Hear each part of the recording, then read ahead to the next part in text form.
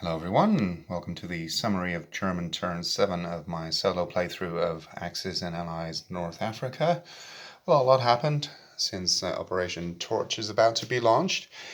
Well, first of all, the Germans bought 3 subs, and since they have a special rule, they're called elite subs, but basically what it does is you get to place them at the beginning of your turn rather than at the end, and you can still attack with them.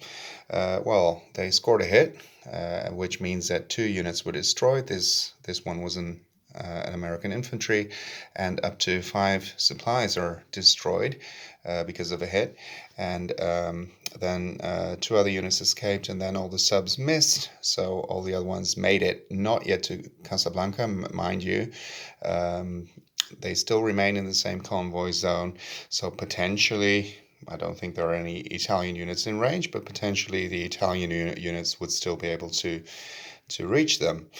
Well, what else? At the beginning of turn 7, the Germans also get to place control markers in Kasserine Pass and Tunis, which also means that they get the 12 associated IPCs. So they had 41 IPCs to spend at the beginning of this turn. The Malta convoy was also attacked. Now note that the German bombers, the Stukas, have the target C unit ability. So normally speaking, you wouldn't be allowed to attack a transport, in this case carrying the supplies, because you would first have to destroy any air or sea units there. This one obviously is a friendly one, it's Italian, but you don't actually have to destroy the fighter in order to be able to attack the supplies, the transports. But that's of course only true for the German bombers. I did actually forget to roll for the fighter, so I will still do that. It was a 3, so it was a hit, so the supplies were destroyed.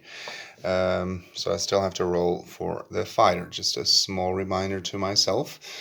What else do we have?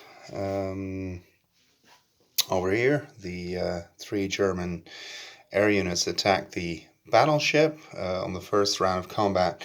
The battleship hit right away, and then there were like 2 or 3 rounds in which not a single unit hit, but in the end the German fighters and bombers also scored the hit they needed on the battleship, and the battleship didn't hit again.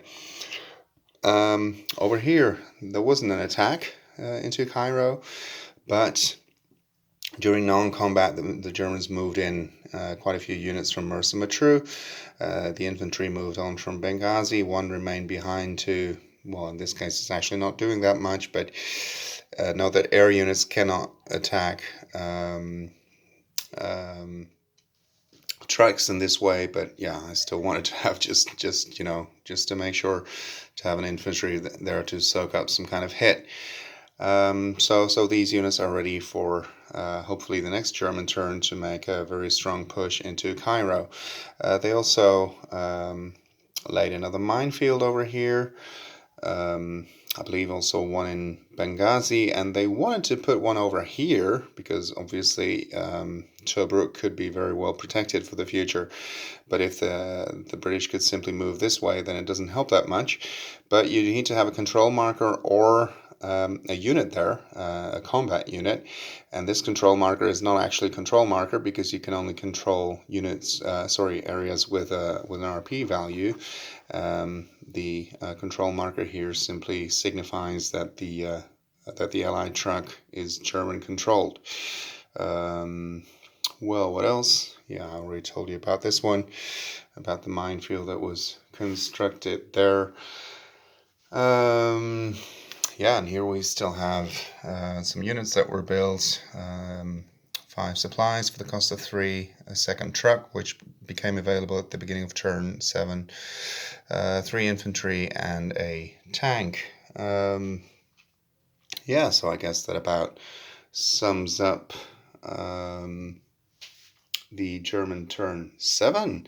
Note that they wouldn't have a 7th turn if you played the Operation Torch scenario.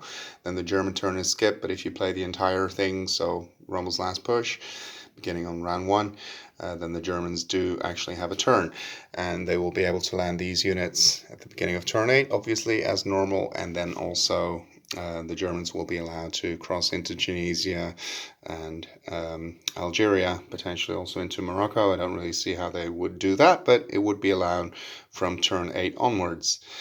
For the Allies, it's already allowed because they're on the American turn they're going to land, and that also goes to the British units that actually attack alongside the Americans. Not all of them, but these on the American turn. So I guess that really does sum up the entire turn.